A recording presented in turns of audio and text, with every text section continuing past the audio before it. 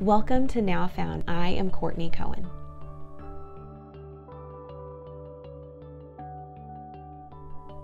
Have you ever asked God a question and felt frustrated because you didn't hear an answer?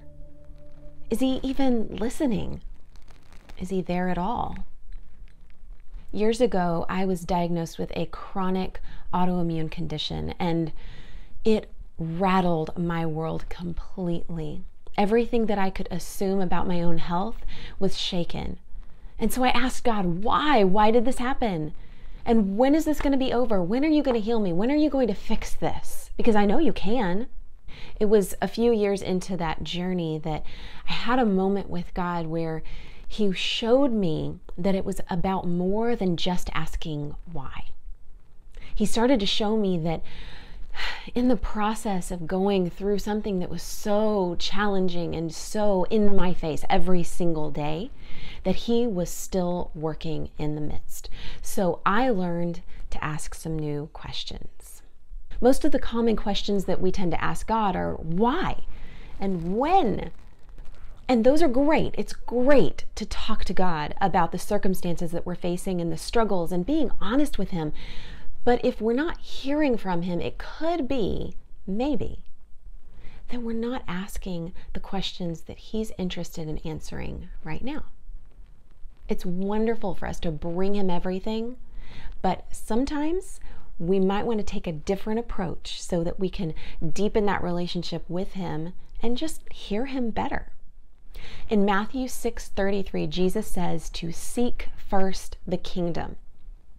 Seek first the kingdom of God. Now, this comes after a long diatribe of Him telling people, stop worrying about things. Don't worry about the clothes on your back. Don't worry about what food you're going to eat. And then He comes in and says what to do. Don't worry. This is what you're supposed to do. Seek first the kingdom. He doesn't say seek first the reason. Don't seek first the reason that this is happening or when this thing is going to be finished. Seek first the kingdom. Well, what does that mean? Seek first where God is in charge. God, what do you have to say about this? So I have some questions just to offer you as suggestions. If you're having trouble hearing God speak to you, why don't you try some of these out and see if you get a different response other than just silence and crickets. First, you can ask Him, who are you, God? He loves answering this question. Who are you? And God, who do you say that I am? Who are you and who am I? Also, what? What are you doing here? In this confusing, uncertain, even tragic circumstance, God, what are you up to? What is your best in this situation? And what do you say about this? What do you say about what I'm experiencing here? You can also ask Him, how? How can I experience you in this moment? How can I reflect who you are to everyone that's around me? Another thing that we tend to do is we might give a prayer request. Hey, pray for me that this happens, right? And we have our agenda. We know what we want and we want to ask God for it. And that's great. That's great that we're praying, and that's great that we've thought about it.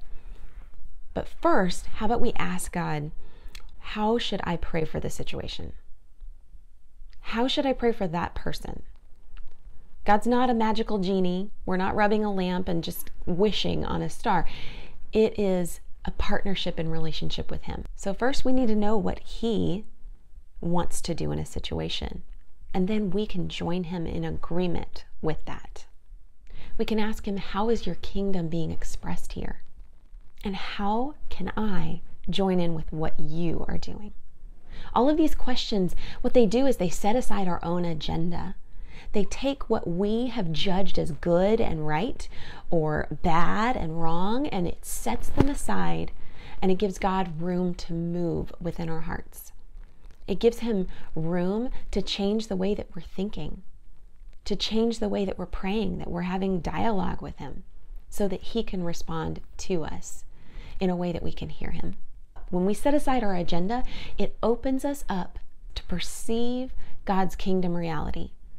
There is a whole other realm happening that often we're unaware of just because it's unseen. But God is moving and He is working. And when we set aside what we think is right and good and we ask God, what do you say about this? That is when He can shift that perspective so that we can line up with what He wants to do in us, in others, around us, and in the situation. Now, chronic healing is a resource for you. You don't have to be facing an autoimmune disease for it to be of value to you. If you're facing any struggle whatsoever, this can be a resource for you to give you hope, to help you get past fear and denial and guilt. This is a book to help you deal with the wounds from your past and to have hope for the future. And always remember, you are never too lost to be found.